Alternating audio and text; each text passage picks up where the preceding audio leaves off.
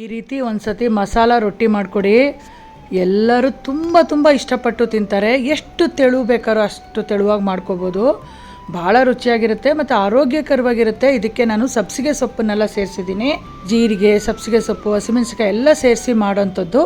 ಮತ್ತು ಅದ್ರ ಜೊತೆಗೆ ಸ್ವಲ್ಪ ಬಟರ್ ಹಾಕಿ ಒಳ್ಳೆ ಫೈನ್ ಕೊಕೊನಟ್ ಚಟ್ನಿ ಜೊತೆಗೆ ಕೊಡಿ. ಸಖತ್ತಾಗಿ ಇಷ್ಟಪಟ್ಟು ತಿಂತಾರೆ. ಬೆಳಗ್ಗೆ ಬ್ರೇಕ್ಫಾಸ್ಟ್ಗೆ ಆರಾಮಾಗಿ ನೀವು ಮಾಡಿಕೊಡ್ಬೋದು. ಮಾಡೋದು ಹೇಗೆ ಅಂತ ನೋಡ್ಕೊಂಡ್ವಾ. ಫಸ್ಟು ಒಂದು 3-4 ಈರುಳ್ಳಿನ ಸಣ್ಣದಾಗಿ ಹೆಚ್ಚಿಬಿಟ್ಟು ಫೈನ್ ಚಾಪ್ ಆಗಿರಬೇಕು. ಸಣ್ಣದಾಗಿ ಹೆಚ್ಚಾದಮೇಲೆ ಅದಕ್ಕೆ ಎಷ್ಟು ಬೇಕೋ ಅಷ್ಟು ಅಕ್ಕಿ ಹಿಟ್ಟು ಸೇರಿಸ್ಕೊಳ್ಳಿ.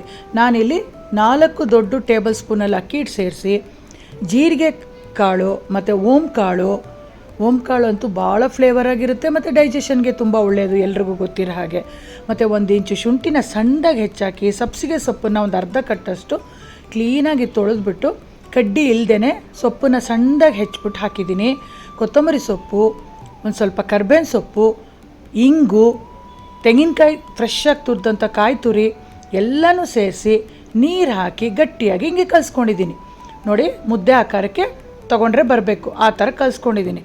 ಈಗ ನಾನು 2 ತವ ಇಟ್ಕೊಂಡು ಬೇಗ ಟಿಫನ್ ಮಾಡಲಿಕ್ಕೋಸ್ಕರ ಮಾಡ್ತಾಯಿದ್ದೀನಿ. ಎಷ್ಟು ತೆಳು ಬೇಕಾದ್ರೂ ನೀವು ಮಾಡ್ಕೋಬೋದು. ತುಂಬ ರುಚಿಯಾಗಿರುತ್ತೆ. ನಾನು ಒಂದು ಹಿತ್ತಾಳೆ ತವದಲ್ಲಿ ಒಂದು ಕಬ್ಬಿಣದ ತವಳಲ್ಲಿ ಮಾಡ್ತಾಯಿದ್ದೀನಿ. ಯಾಕೆ ಅಂತಂದರೆ ಬೆಳಗ್ಗೆ ಅರ್ಜೆನ್ಸಿಲಿ ಒಂದೊಂದೇ ಮಾಡ್ಕೊಂಡಿದ್ರೆ ರೊಟ್ಟಿ ಬೇಯೋದು ಲೇಟು.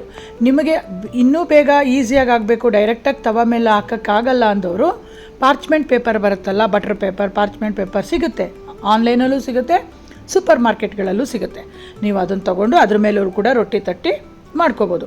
ನೀವು ಸಬ್ಸಿಗೆ ಸೊಪ್ಪು ಬದಲಾಗಿ ಪಾಲಕ್ ಸೊಪ್ಪು ಹಾಕ್ಕೋಬೋದು, ಇಲ್ಲ ಮೆಂತ್ಯ ಸೊಪ್ಪು ಹಾಕ್ಕೋಬೋದು, ಇಲ್ಲ ಎಲ್ಲ ಸೊಪ್ಪುಗಳ್ನೂ ಸಣ್ಣದಾಗಿ ಹೆಚ್ಚಿಬಿಟ್ಟು ಹಾಕ್ಕೋಬೋದು. ನಿಮ್ಮ ಚಾಯ್ಸಲ್ಲಿ ಮಾಡ್ಕೋಬೋದು. ಸೊಪ್ಪುಗಳನ್ನ ಸೇರಿಸ್ಕೊಂಡ್ರೆ ಭಾಳ ಹೆಲ್ತಿಯಾಗಿರುತ್ತೆ.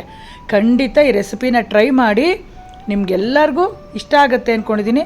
ಎಲ್ರಿಗೂ ಗೊತ್ತಿರ್ಬೋದು, ಬಟ್ ನಾನು ಎನಿವೇ ಮಾಡ್ತಾ ಇದ್ನಲ್ಲ ಬ್ರೇಕ್ಫಾಸ್ಟ್ಗೆ, ಅದನ್ನು ನಾನು ಅಪ್ಲೋಡ್ ಮಾಡ್ತೀನಿ ಅಷ್ಟೇ. ನಾನು ಯಾವುದು ಅಡುಗೆ ತಿಂಡಿ ಮಾಡ್ತೀನೋ ಅದನ್ನು ಅಪ್ಲೋಡ್ ಮಾಡ್ತಾ ಬರ್ತಾಯಿದ್ದೀನಿ.